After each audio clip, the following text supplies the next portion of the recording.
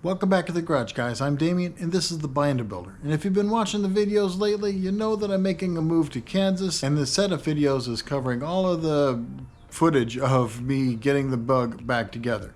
So we did the suspension, we did the seats. What's next? Well, it's time for the doors.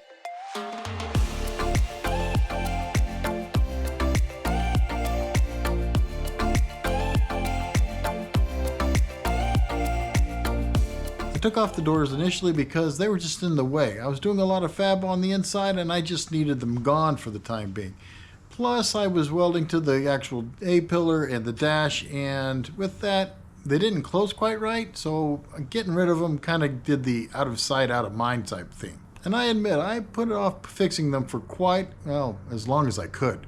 And this move made it so that I couldn't ignore them anymore. So I got help from a friend that you've seen in the past. That's right, I brought out the big guns and invited Howard back over to help me put these doors back on. Howard has built many bugs, but he's got 3 bugs of his own, so I'm extremely comfortable with having his help in trying to tackle these doors, and pretty much any other body panel. Yes, Howard is definitely one guy I'm gonna miss when I move. So after lowering the bug and putting it back on the furniture dollies, we tied up the front suspension and rolled it away from the wall and shelves. After which, we commenced putting back on the doors. Howard has done this several times alone, so I knew it could be done, even by myself, but it was nice having a second set of hands to help line up those hinge bolts. The bolts gave us some grief, but in short, after lining up the hinge holes with some screwdrivers, we were finally able to get one of the screws started. And once we got them in, the rest followed pretty quick. But it did take a couple tries. We then assessed how it was closing and then wiggled the hinges to get it a bit closer. When that didn't work, I used the jack to lift the door as we loosened and tightened the hinge bolts. Truth be told, it was my inexperience welding to thin stuff that moved the holes enough to keep the door from shutting right. But Howard had some tricks up his sleeve, and after inserting the small socket into the hinge, we used the door as leverage, which in turn adjusted the hinge. So I wanted to show you guys what we actually did to do some adjustments on these doors. Maybe you'll find it helpful with your bug, maybe not, but here, this is what we did. So you can see this will fit a very small socket. So what we literally did is we open the door and then you stick a socket in there. Let's say you need this to bend this way, and that will, and as you shut the door slowly, it will literally open this up a little bit and will drop the door, right? So you do it on the bottom side, you can raise the door a little bit, you do it on the top side, and it'll lower the door. So anyway, that was pretty cool. It worked on the other side. We didn't have to do too much on this passenger side, but it's something that I might do when I'm actually finished up with everything and doing the final adjustments. We'll see. All right, let's keep going. That actually helped a ton, but we still needed to use the floor jack to get some of the more height out of it. And with that done, Howard was sure he could adjust the striker and get the remainder of the adjustment we needed to have a functional door. So after a few more adjustments and tightening the hinges up, we were pretty much there. I mean, you still got a little bit of interference right there. And that's the reason why when you get to the end and you're shutting it, you get a little bit of resistance, is because of that binding right there. But it's not enough to, and you use it a couple of times. Just remember that if you paint it, you know, that's gonna, Might crack. yeah, oh yeah, it's gonna come, that's gonna come off. But you can. Okay, so how do I fix that again? I would put something thin and rigid. Open the door and put it in something that's going to fit right in that spot there, maybe about that long. Okay. Stick it in there and just kind of give it, you know, Give it some love. Yeah, give it a little bit of persuasion there and see if that'll do it. Because I have a feeling what it is it's this piece here. Probably at some point in an accident it had been pushed in some. Oh, I got you. And so what you try to do is just get it to go backwards. Side 1. And the thing about side 2 is it could go way better or it could be way worse. Well, that wasn't too bad. So while I made room, Howard lubed up the hinges and plates, getting ready for the install of the passenger door.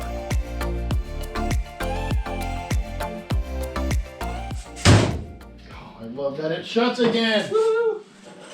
God, that was so disheartening. I can't even tell you how disheartening it was when it didn't shut anymore. After I welded it, I was like, oh no, what did I do? Well, it happens.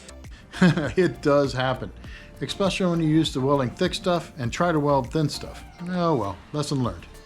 So we started putting the passenger door on, and thankfully we got the bolt started a little easier than the last time. Well, at least it seemed to. Once the hinges were on, we gave the door a shut to see if it was going to line up where it was supposed to be. Nope. Definitely not. Look at that. Not even close. Nope. With that, I loosened the bolts, and we did some quick adjustments, trying to raise the door up a little.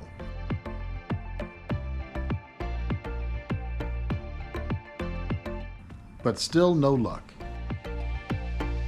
So like the driver's side, we brought out the jack and gave it some lift. It helped, but we still needed more.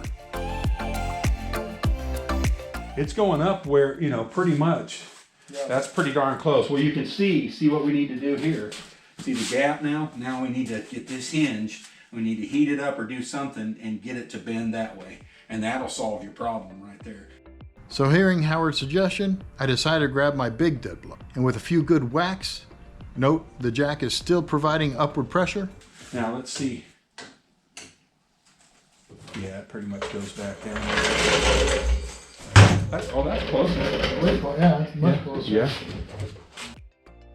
It kind of worked. I mean, it's not perfect by any means, but it's a whole lot closer than it was. I'll be doing the final adjustments later, but for now, I know. It's all in those hinges.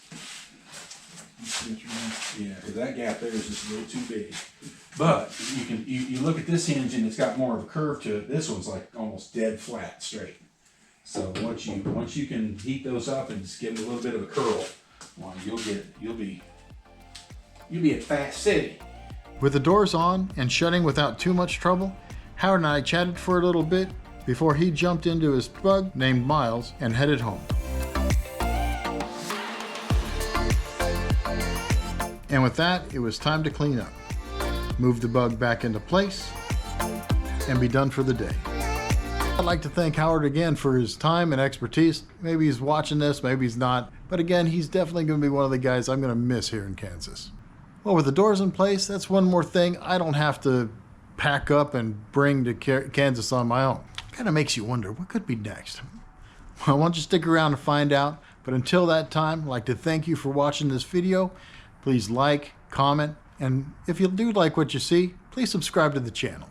I'm Damien. This is the Binder Builder. I'll see you on the next one.